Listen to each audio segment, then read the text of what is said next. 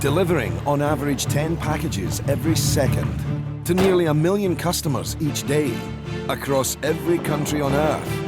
DHL is the world's busiest delivery company. Thank you so much. Thank you, sir.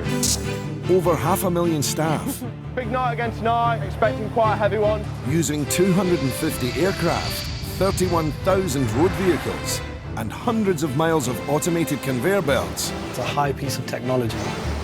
From fragile artworks to fresh food, entire orchestras to emergency medical supplies, facing delivery dilemmas day by day, hour by hour. It's an alarme bomba.